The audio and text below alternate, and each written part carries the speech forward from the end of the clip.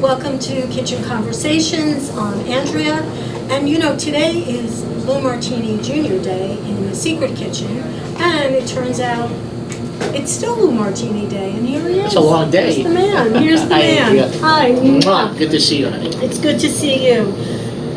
Well, how does it feel to have a sandwich named after This you? is amazing. It's funny because I think the other day when Umberto said he was going to do this, I had just gotten a Lifetime Achievement Award from the Roosevelt Island Film Festival. Oh my God, and now you have a sandwich. But I even said it when I had the little thing at the Roosevelt Island Film Festival. I says, this is a great honor, but next week I'm going down to Jersey where they name a sandwich after me. That's the best, so I'm very appreciative. It's very, very, very nice. Very nice. So just to kind of recap a little bit, to be clear, so Chef Umberto, we filmed an episode of Secret Kitchens at Marie's, which is Umberto's restaurant. And Umberto developed a really delicious sandwich just in Lou's honor. It's not that one. That's my old, that's the that's my old Munster and cheese with mustard thing of white bread. Yeah. That is now a monstrosity compared to the sandwich Umberto. Because you know what, melting cheese on a sandwich elevates. I didn't even think about it. Melted cheese on hamburgers. I never thought about it on a sandwich with cold cuts. So while we're here, do you remember how we met?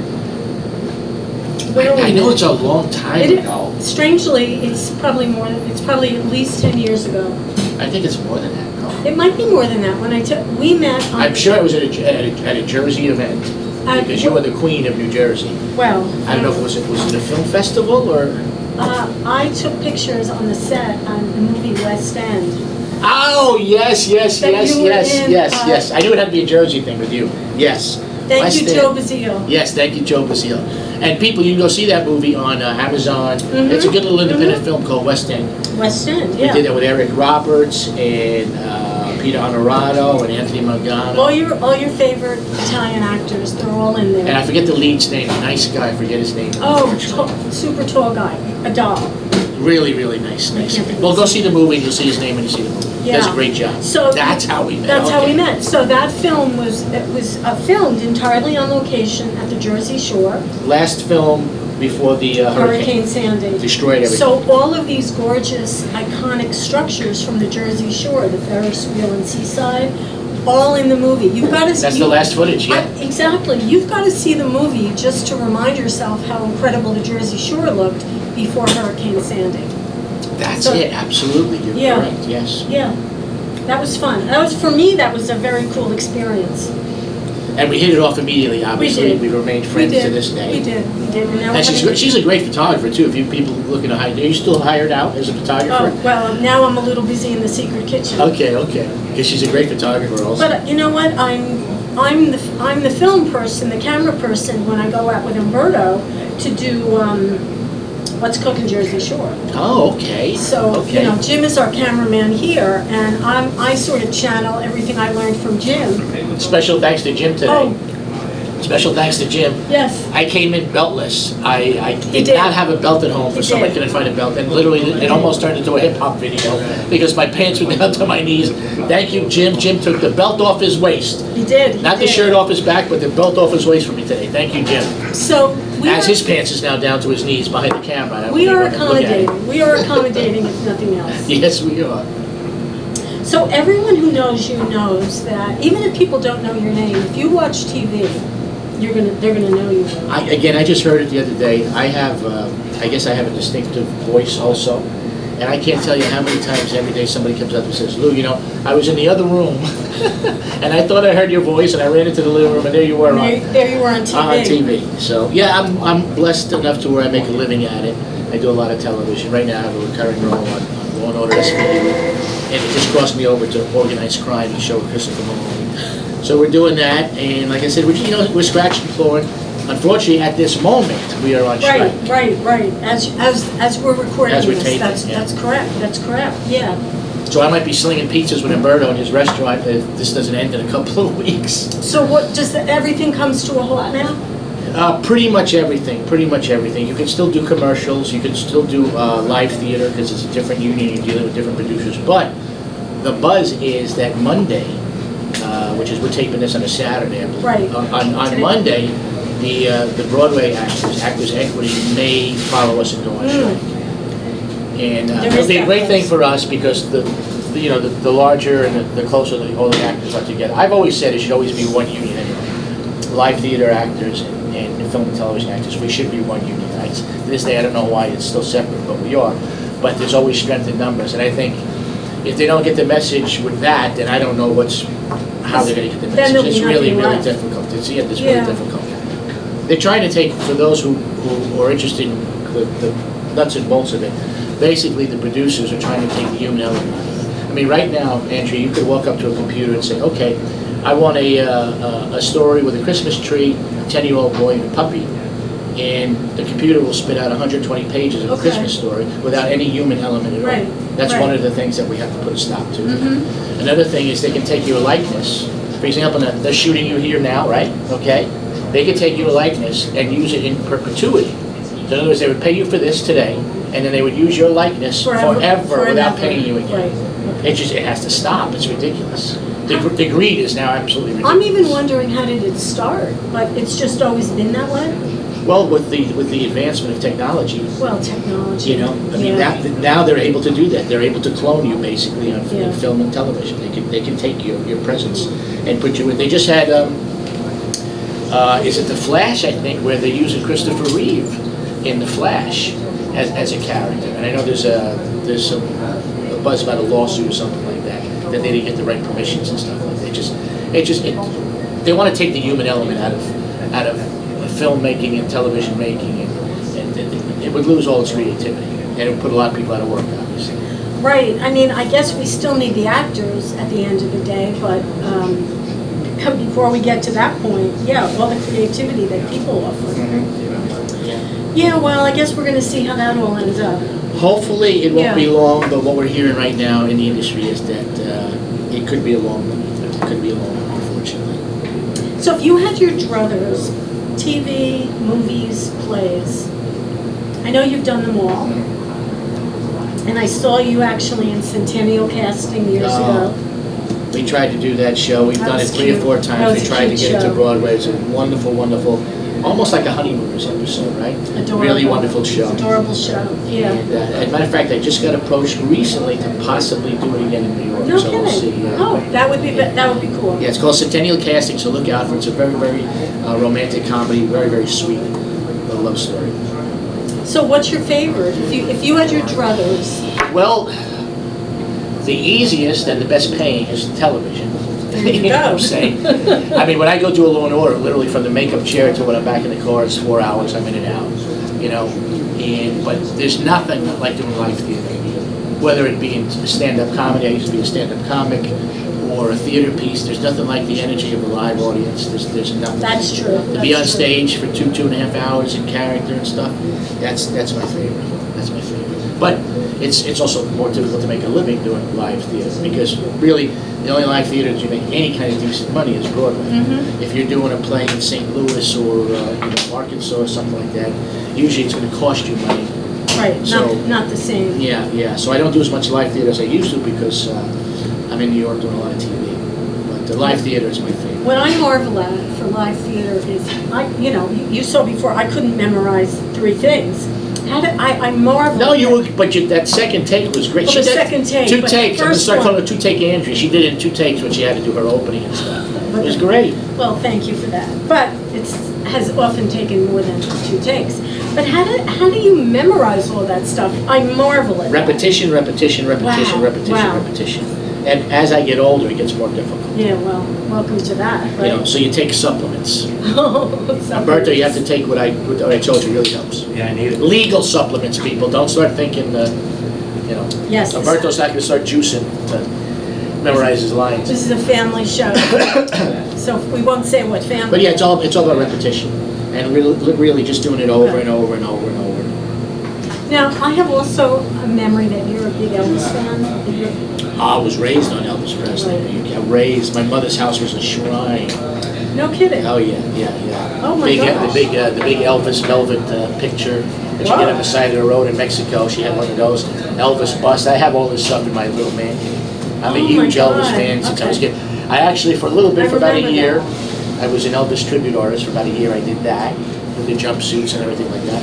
One night with you. See, there's a whole other side to Lou Martini Jr. that you don't even know. Yeah, I love But I Elvis. remember the Elvis thing, and there was an Elvis tribute artist that you had told, was it Sean Clush? Sean Clush. Clush, and I saw him. Amazing. Oh, and now I saw him, I believe, in Atlantic City. And I got him a job on HBO when I was doing Sopranos. They were looking for an Elvis tribute artist for a show called Vinyl, which I also did with Bobby Cannavale, and he was amazing. Yeah, check out Sean Clush if you're an Elvis fan. He He's is wonderful, superior. wonderful. He is a superior Elvis. Yeah, I saw him in Atlantic City. I was really blown away. Yeah, It was yeah. good. He looks like him and everything. Yeah, but I remember that you had told me about him. Yeah, like I said, I vouched for him with the producers of Vinyl, and he was wonderful in Vinyl, and he really didn't do a lot of acting before that. The Elvis connection. Yeah, Yep, I remember that about Yeah, I'm an you. Elvis guy, absolutely. So what are some actors that you really admire? That you want, that you feel like you'd like to emulate? Not that, hey, you got to be an original, but who do you feel? Well, I'll tell you, some of the people that are working today, that I love their work, is somebody like Christian Bale. Oh, yeah. Christian Bale, Gary Oldman. I like guys that can do everything, and there's not a lot of guys out there that can do everything. That's true. Viggo Mortensen, for example. Yeah. Viggo Mortensen can just do anything. Viggo can read the phone book, and it's just amazing. You know, those are the guys I appreciate. And of course, I'm a big Al Pacino fan. You know, I saw Dog Day Afternoon. I was like, that's what I want to do, pretty much, when I saw it. Really? Yeah, I was like, that locked it in for me. You know, I wanted to make a living as an actor when I saw Dog Day. Robert Mitchum, for you old timers, I Robert love Mitchum. Robert Mitchum. Yeah. I'll tell you, for example, now you go watch Cape Fear with Robert Mitchum, the original, and then you go watch the remake with Robert De Niro playing that part. Night and day. Robert Mitchum is just scary without even trying to be scary in the movie. Such a difference. I love Robert Mitchum. And I like being myself also. I emulate myself. Well, that's good. That's a good. Especially in television, because in television, You get to inject the lube. yes, always. 90% of your audition, when you audition for something in television, is when you walk through the door and you say hello. It really is. And then they see if you can read. Basically, for television, they're hiring your persona, you know. So, yeah, I mean, if you watch Law and Order SVU now, the character I play, Ron Fredo, there's a lot of Lou Martini. There's a lot of Lou Martini. Well, I guess that's a good thing, because that makes it easier to be the character, because it's kind of like you. Well, as long as you're truthful, you got to find the truth in anything you do. Whether you're playing a serial killer or a doctor or a lawyer, you got to find the truth in it. So what would be a role that you would love to do that you've not done yet? You just said serial killer, but what would be something that you would love to do? I'd like to play a serial killer. I did a serial killer in You heard it in film. first. I would love to. I'm a big true crime buff, and Yeah. I'm fascinated Yeah. by true crime and criminals and all that stuff. Just fascinated. I'd like to do some more of that. I've done some of that on, back in the day, I did some Discovery ID shows where I played some kind of a few heinous characters at my time. But usually the badder, the better.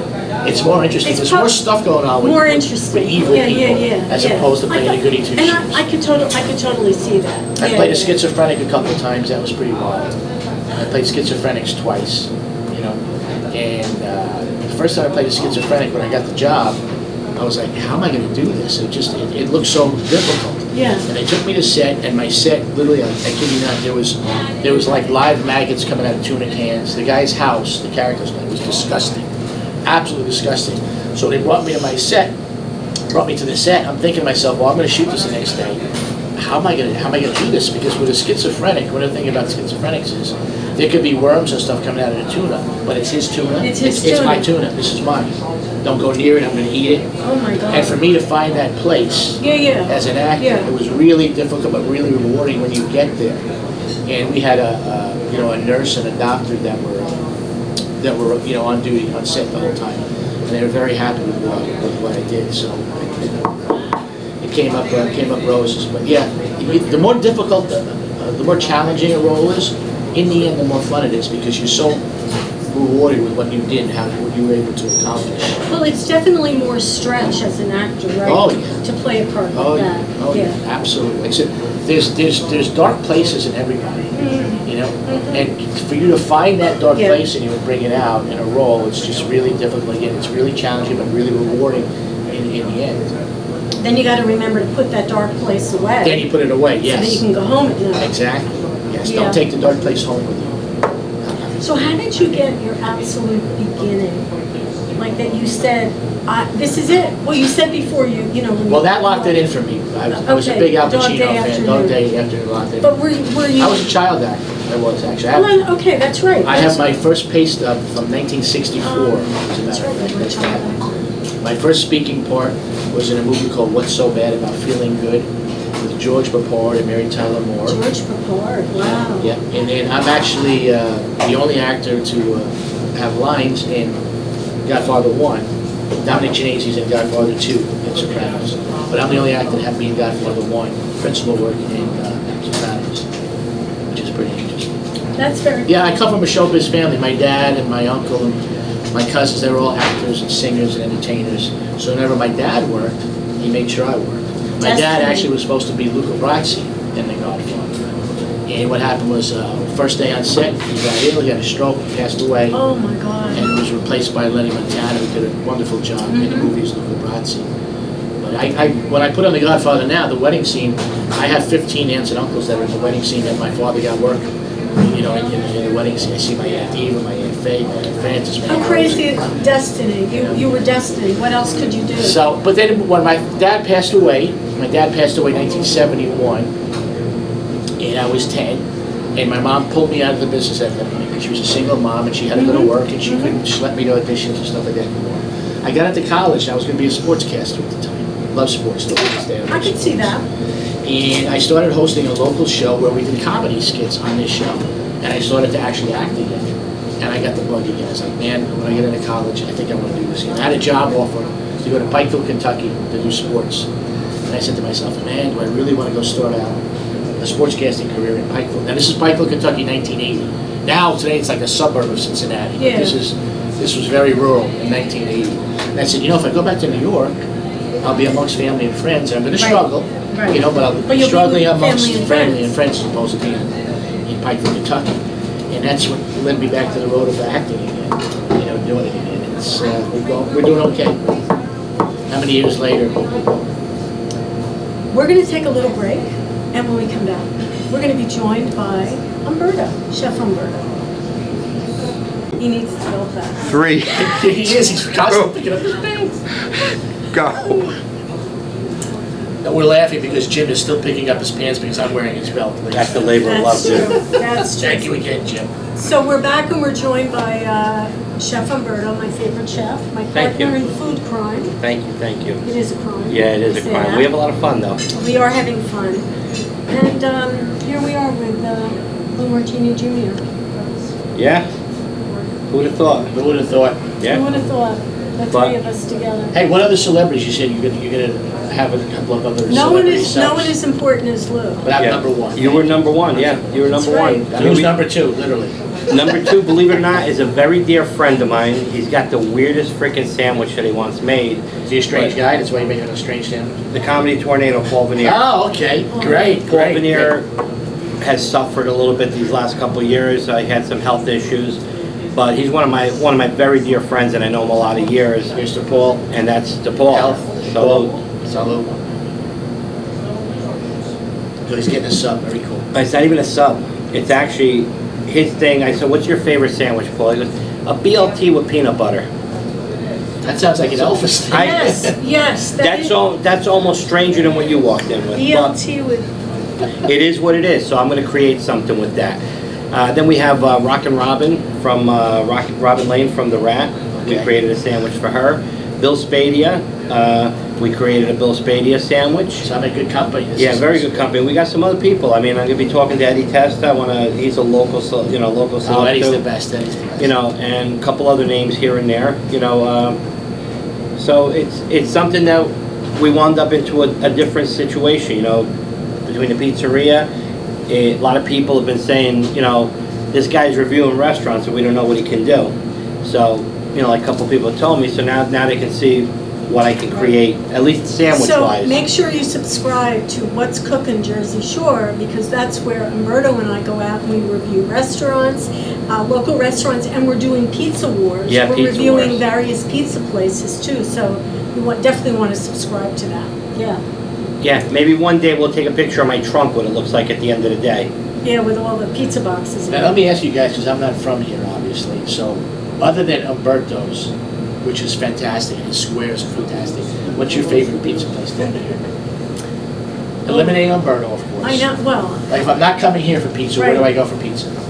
so, oh God, I have to tell the truth here. Yes, tell the truth. I'm not a big pizza person, which She's is really crazy not. that I'm reviewing Okay. pizzas, You sorry. talk about cookies, forget about it, she's Yeah. right there, she's Who's the got the best cooking down in Jersey Well, Shore? we just had sweet treats. sweet treats. That was Where fantastic. at? Forked River? Forked River. They create some of the best, they make 32 flavors of their own ice cream Yeah. that are, I mean, when we reviewed them. Talk about ice cream and cookies. Oh my God. So Laura is the baker, and I mean, just her presentation is gorgeous, the food is beautiful, the cookies.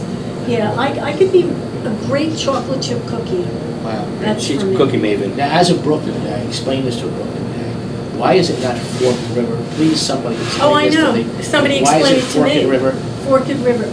Yeah, somebody explain it me. to all of us. Does Jim know? Does Jim know why? Not a it's- clue. Forked Not a River. clue. I know. I'd love to hear Jim, pick up your pants, please. It's very distracting. to You're Jim. killing us, Jim. But yeah, it's been a lot of fun. This part of the whole restaurant end of it is nice too, because we're getting to hear what other local celebs, and that's basically why I want to try to keep it local, just like our main gear of our shows.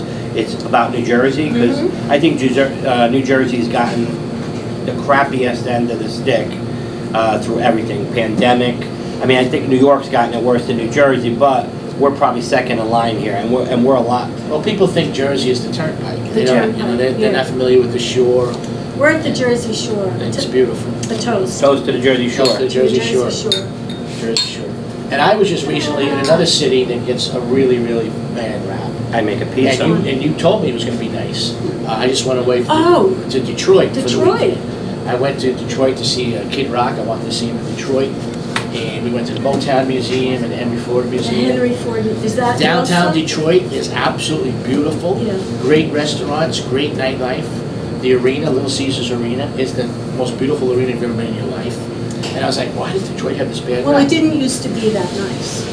Well, then I got on Yeah. a bus and I had to go 40 minutes through East Detroit. Then I Yeah. saw, Yeah. the poverty of East Detroit. Yeah, but then again, you got it in any state. Yeah, You have of the course. same stuff. Of course. It's just certain states get the worst, recognition over it. But I'm vouching for Detroit. If you guys are looking for a nice weekend, go to see a show, whatever, and do the museums, the Henry Ford, the Motown, if you're a Motown thing. Detroit is a nice little weekend. And I gotta ask you, you went to Detroit. You're a pizza eater. Did you try the No, Detroit I didn't. pizza? No, I didn't. Well, I'll make you one here, because let me tell you something. I pay homage. What is that? 'Cause I've heard Detroit of it. pizza Yeah. is basically like a Sicilian, Okay, a thick but one. you let But it's it, like Chicago, though, right? yeah, Very but you let it similar raise to it. Chicago, It's a square pie, but what you do is you put a little bit of cheddar in between, but the cheese, you let it go outside, to hit the rims of the pan. And the best part of Detroit pizza is when that mozzarella and cheddar blend, well, you got Maruca's does the same thing. It's Okay. mozzarella and cheddar. Oh, you gotta make that for me. Yes, But absolutely.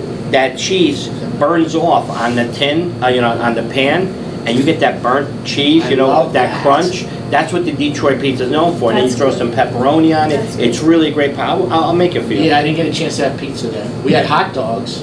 It's funny, when you go out of town, every hot dog place has Coney Island in the name. Everyone. This was America's Coney's, I think. Really, really good hot dogs in Detroit. But the pizza sounds Yeah, fantastic. Detroit Yeah, pizza is that actually excellent. does sound interesting, yeah. Yeah, we'll make it. Okay. All right, so lots of things coming our way, lots of Yes. things going on. Again, please like and subscribe. Keep us inspired. It's been a great day in the Secret Kitchen and Kitchen Conversations. And our guest today, Lou Martini Jr. Oh, thanks for having me, guys. A pleasure. Pleasure. And Chef Umberto. Thank you. And you got to come to Z. Marie's and try out the Lou Martini Jr. sandwich. It's definitely. They're lining up already, folks. They're lining up. They're Remember, lining Get them up. while they're hot. Subscribe. That's how we get by. What's cooking? Secret Kitchens, Kitchen Conversations. Let us know what you guys. think. Maybe we'll come visit you. And if you're a local celebrity, tell us what your favorite sandwich is. Maybe we'll come up with one. Yeah, really. Don't make too many, though, okay? Don't make No, too we want to keep it exclusive. Keep it Exclusive. And remember, the original is still the greatest. Yeah. Love you Here he guys. is. Yep. Here he is. Salute. Okay. Salute. Bye, everyone. Bye, We'll see you everybody. next time in Kitchen See you down the Jersey Conversations. Shore.